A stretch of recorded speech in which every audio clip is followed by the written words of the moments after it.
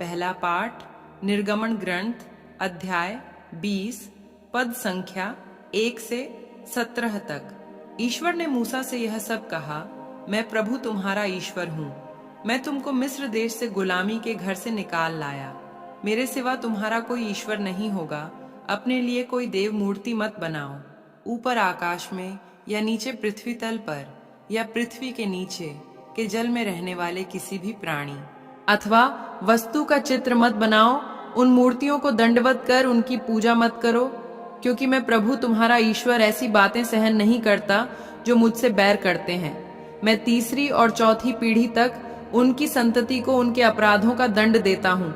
जो मुझे प्यार करते हैं और मेरी आज्ञाओं का पालन करते हैं, मैं 1000 पीढ़ियों तक उन पर दया करता हूँ। प्रभु अपने ईश्वर का नाम व्यर्थ मत लो, क्योंकि जो व्यर्थ ही प्रभु का नाम लेता है प्रभु उसे अवश्य दंडित करेगा।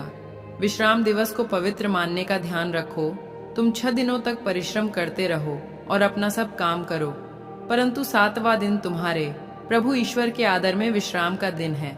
उस दिन न तो तुम कोई काम करो, न तुम्हारा पुत्र, न तुम्हारी पुत्री, न तुम्हारा नौकर, न तुम्हारी नौकरानी, न तुम्हारे चौपाए और न तुम्हारे शहर में रहने वाला परदेशी।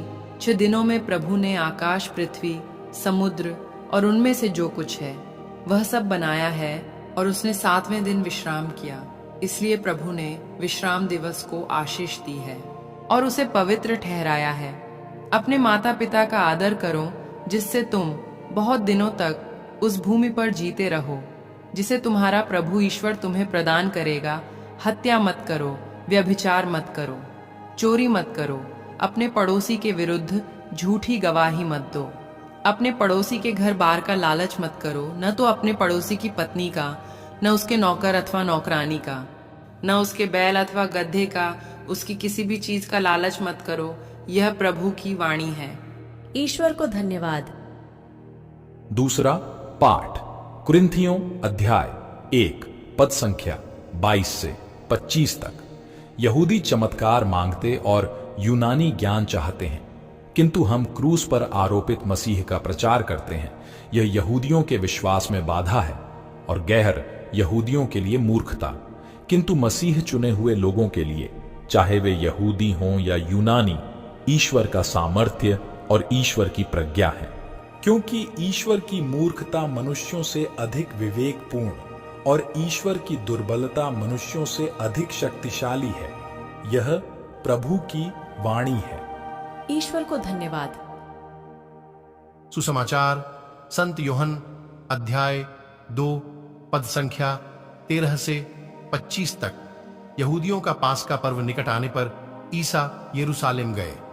उन्होंने मंदिर में बैल, भेड़ें और कबूतर बेचने वालों को तथा अपनी मेजों के सामने बैठे हुए सराफों को देखा। उन्होंने रस्सियों का कोड़ा बनाकर भेड़ों और बैलों सहित सबको मंदिर से बाहर निकाल दिया। सराफों के सिक्के छितरा दिए, उनकी मेजें उलट दी और कबूतर बेचने वालों से कहा, यह सब यहां से हटा ले जाओ। मेरे पिता के घर को बाजार मत बनाओ। उनके शिष्यों को धर्म ग्रंथ का यह कथन याद आया, तेरे घर का उत्साह मुझे खा जाएगा। यहूदियों ने ईसा से कहा, आप हमें कौन सा चमत्कार दिखा सकते हैं जिससे हम यह जानें कि आपको ऐसा करने का अधिकार है।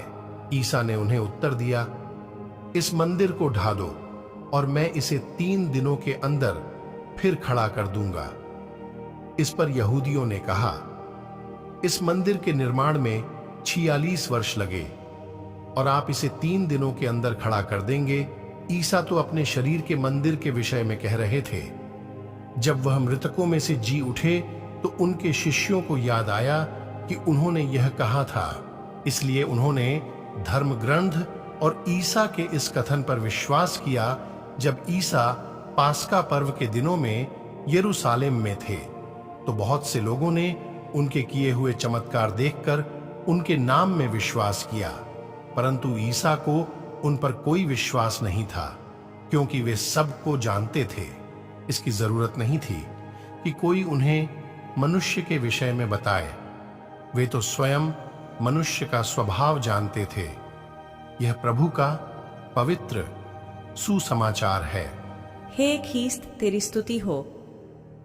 मनन चिंतन।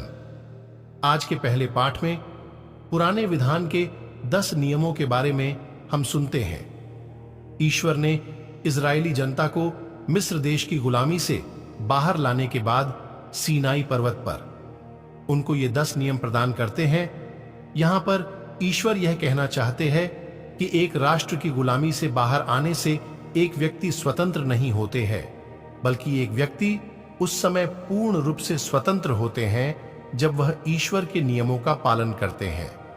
इसलिए ईश्वर ने इजरायली जनता को 10 नियमों को प्रदान किया। आज के सुसमाचार में हम पढ़ते हैं कि यीशु ने यरूशलेम मंदिर में प्रवेश करते हुए रस्सियों का कोड़ा बनाकर भेड़ों और बैलों सहित सबको मंदिर से बाहर निकाल दिया। उनकी मेजें उलट दी और कबूतर बेचने वालों से कहा, यह सब यहां से हटा ले जाओ। यीशु ने यह सब इसलिए किया क्योंकि उन लोगों ने मंदिर को बाजार बना दिया था और यह पहली आज्ञा के विरुद्ध पाप है। यीशु अपनी शिक्षा में आज्ञाओं का पालन करने के महत्व लोगों को समझाते हैं। जब एक धनी युवक यीशु से पूछता है, भले गुरु, अनंत जीवन प्राप्त करने के लिए मुझे क्या करना होगा, तब यीशु उनसे कहते हैं, आज्ञाओं का पालन करो। संत मत्ती के सुसमाचार में यीशु कहते हैं, यह न समझो कि मैं संहिता अथवा नबियों के लेखों को समाप्त करने आया हूं। उन्हें समाप्त करने नहीं, बल्कि पूरा करने आया हूं। एक बार जब यीशु से पूछा गया कि संहिता में सबसे बड़ी आज्ञा कौन सी है, तब यीशु ने कहा, अपने प्रभु ईश्वर को अपने सारे हृदय, अपनी सारी आत्मा और अपनी सारी बुद्धि से प्यार करो। ये सबसे बड़ी और पहली आज्ञा है।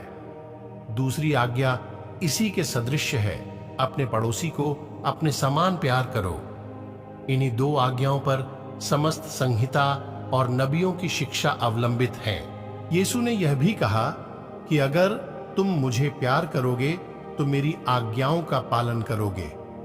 मेरे प्यारे विश्वासी भाई बहनों, आइए हम सभी आज के वचन पर मनन चिंतन करें। आप सभी को परमेश्वर आशीष तथा शांति प्रदान करे। आमेन।